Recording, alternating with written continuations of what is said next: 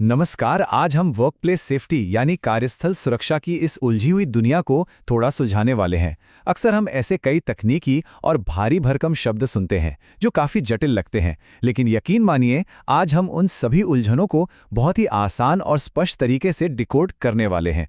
तो चलिए बिना किसी देरी के सीधे मुद्दे पर आते हैं। ये रहा हमारा आज का रोड मैप। हम कुल 5 अहम हिस्सों पर बात करेंगे। स्वास्थ्य और सुरक्षा के बीच का फर्क, फिर इन नियमों को बनाने वाली नियामक संस्थाएं, उसके बाद एक कर्मचारी का मूल्यांकन कैसे होता है, फिर हम देखेंगे इसका ऐतिहासिक विकास और अंत में बात करेंगे डिजिटल युग की। तो ये सफर बुनियादी बातों से शुरू होकर भविष्य के डिजिटल वर्कस्पेस तक जाने वाला है। भाग 1, स्वास्थ्य और सुरक्षा को समझना। चलिए एक मजबूत नींव के साथ शुरुआत करते हैं। कई बार हम दो बहुत ही महत्वपूर्ण शब्दों को एक ही मान लेते हैं, जिन्हें स्पष्ट करना बहुत जरूरी है। जरा इस पर गौर करें। ऑक्यूपेशनल हेल्थ यानी व्यावसायिक स्वास्थ्य और ऑक्यूपेशनल सेफ्टी यानी व्यावसायिक सुरक्षा, ये दोनों बिल्कुल अलग हैं। हेल्थ का मतलब है आपका पूरा कल्याण और लंबी जिंदगी। इसमें आपकी मानसिक शांति, लाइफस्टाइल और बीमारियों से बचाव शामिल है।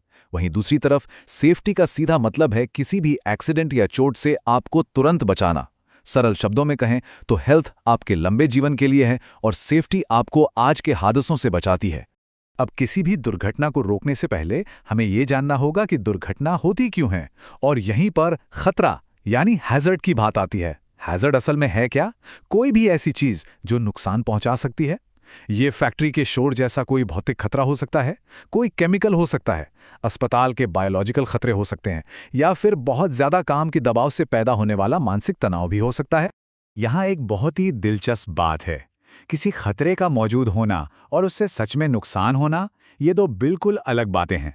मान लीजिए फर्श पर थोड़ा पानी गिरा हुआ है, ये एक खतरा या हैजर्ड है। लेकिन क्या कोई उस पानी पर फिसलकर गिर जाएगा? वो जो संभावना है ना, उसे हम जोखिम या रिस्क कहते हैं। इन दोनों के बीच का ये बारीक अंतर समझना एक सुरक्षित माहौल बनाने के लिए बहुत बहुत जरूरी है। भाग 2, नियामक संस्थाओं को समझना। अब जब हमें बेसिक समझ आ गए हैं, तो चलिए देखते हैं कि कौन सी एजेंसियां इन नियमों को बनाती और लागू करती हैं। क्या आपने ओशा और एनआईओश का नाम सुना है? इनमें एक बड़ा ही साफ अंतर है। ओशा अमेरिका की एक ऐसी एजेंसी है जो आज के नियमों को सख्ती से लागू करती है और नियम तोड़ने पर जुर्माना भी लगा सकती है। मतलब ये रिएक्शन देने का काम करती है। लेकिन एनआईओश बिल्कुल अलग है। ये एक रिसर्च एजेंसी है जो इस बात की खोज करती है कि आने वाले कल के लिए काम को और अधिक सुरक्षित कैसे बनाया जाए। यानी ओशा आज की समस्याओं को देखता है और एनआईओश कल के खतरों से हमें बचाता है। इसी तरह आईएसओ 45001 जैसी ग्लोबल प्रणालियों को देखिए, जहां ओशा एक नियम आधारित अनिवार्य और अमेरिका तक सीमित सिस्टम है, वहीं आईएसओ 45001 एक अंतर्राष्ट्रीय और पूरी तरह से स्वैच्छिक मानक है। ये सिर्फ नियमों का पालन करने या सजा से बचने के बारे में नहीं है, ये खुद से एक बेहतर और सुरक्षित कार्य संस्कृति बनाने के बारे में है। और हाँ, सिर्फ नियम ही नहीं, शब्दावली भी तेजी से बदल रही है। उदाहरण के लिए ऑस्ट्रेलिया ने पुरानी OHS शब्दावली को छोड़कर नया WHS यानी work health and safety model अपना लिया है। पुराने सिस्टम में सारी जिम्मेदारी सिर्फ एम्प्लॉयर की होती थी, लेकिन इस नए मॉडल में सुरक्षा हम सबकी एक साझा जिम्मेदारी है। और सबसे अच्छी बात, ये सिर्फ शारीरिक चोटों तक सीमित नहीं है, बल्कि आज के समय के मनोवैज्ञानिक जोखिमों को भी बराबर अहमियत देता है। भाग 3, कर्मचारी का मूल्यांकन। अब बड़े नियमों और संस्थाओं से थोड़ा नीचे आते हैं और देखते हैं कि कोई कंपनी एक आम कर्मचारी की सेफ्टी को असल में कैसे नापती है। देखिए, कर्मचारी का मूल्यांकन करने का कोई एक फॉर्मूला नहीं है जो हर जगह फिट बैठ जाए। ये इस बात पर निर्भर करता है कि हम क्या ढूंढ रहे हैं। क्या हम किसी के स्वास्थ्य में आ रहे लंबे समय के बदलावों को देख रहे हैं? इसे स्वास्थ्य निगरानी यानी हेल्थ सर्विलेंस कहते हैं। या फिर हम बस ये चेक कर रहे हैं कि वो व्यक्ति इस वक्त इस पल काम करने के लिए पूरी तरह से फिट है या नहीं? इसे काम के लिए फिटनेस कहते हैं। यानी दोनों का काम कर्मचारी को बचाना ही है, लेकिन तरीके अलग हैं। हेल्थ सर्वेलेंस एक लगातार चलने वाली यात्रा है, जैसे शोर शराबे वाली जगह पर काम करने वालों की नियमित हियरिंग टेस्ट करवाना। ये अक्सर एक कानूनी जरूरत होती है। दूसरी ओर फिटनेस फॉर वर्क बस एक खास पल की जांच है। मान लीजिए किसी क्रेन ऑपरेटर या पायलट को काम पर जाने से पहले चेक करना, ताकि ये पक्का हो सके कि वो उस भारी मशीनरी को चलाने के लिए सुरक्षित है। भाग 4, व्यावसायिक स्वास्थ्य का विकास। आखिर ये सारे आधुनिक नियम आज हमारे सामने क्यों हैं? इसे समझने के लिए हमें थोड़ा इतिहास के पन्नों को पलटना होगा। शुरुआती कानून पूरी तरह से कारखानों और बड़ी बड़ी मशीनों के इर्द गिर्द बने थे।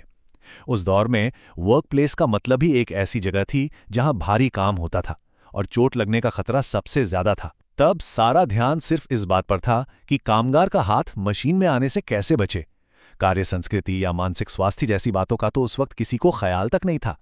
लेकिन इस टाइमलाइन को देखिए, विकास कितनी तेजी से हुआ है। 1700 के दशक में बर्नार्डिनो रामाज़ीनी ने पहली बार बीमारियों की लिस्ट बनानी शुरू की। फिर 1950 में एक बड़ा बदलाव आया, जब मानसिक और सामाजिक भलाई को परिभाषा में जोड़ा गया। इसके बाद 80 के दशक में सक्रिय सिस्टम आए और 1995 तक आते आते ये पूरी तरह साफ हो गया कि कंपनी का कल्चर और वहाँ का माहौल भी कर्मचारी के स्वास्थ्य का एक बहुत बड़ा हिस्सा है। और अब आते हैं हमारे आखिरी और सबसे दिलचस्प हिस्से पर, भाग 5, डिजिटल युग में सुरक्षा। चलिए देखते हैं कि आज की तकनीक ने इन पुरानी परिभाषाओं को कैसे पलट कर रख दिया है। आज का वर्कप्लेस कैसा दिखता है? वो किसी एक इमारत या फैक्ट्री की तरह कम और रिमोट वर्कर्स के एक अदृश्य नेटवर्क की तरह ज्यादा लगता है। अब लोग अपने लैपटॉप और इंटरनेट के जरिए कहीं से भी काम कर रहे हैं। ये लचीलापन बहुत शानदार है, लेकिन इसने एक बहुत बड़ा सवाल भी खड़ा कर दिया है कि आखिर कार्यस्थल है क्या और इसकी सीमाएं कहां से शुरू होकर कहां खत्म होती हैं। अब हम बिल्कुल नए तरह के खतरों का सामना कर रहे हैं। सोचिए, आपके घर के सोफे पर बैठकर काम करने और एक प्रॉपर होम ऑफिस से काम करने के बीच कानूनी फर्क क्या है? गिग इकोनॉमी ने तो सुरक्षा की पूरी जिम्मेदारी को ही उलझा कर रख दिया है। और सबसे बड़ी चुनौती, किसी इंसान नहीं बल्कि एक एआई एल्गोरिदम द्वारा मैनेज होने का तनाव और हर वक्त काम के लिए मौजूद रहने का भारी दबाव। ये वो खतरे हैं जो पहले कभी थे ही नहीं। तो इस पूरी चर्चा को समेटते हुए मैं आपके सामने एक बहुत ही अहम और विचारोत्तेजक सवाल छोड़ना चाहता हूं। जब आपका वर्कप्लेस पूरी तरह से वर्चुअल हो, आपका मैनेजर कोई इंसान नहीं बल्कि एक कंप्यूटर एल्गोरिदम हो और कर्मचारी एक गिग वर्कर हो, तो व्यावसायिक स्वास्थ्य और सुरक्षा की असली जवाबदेही आखिर किसकी है?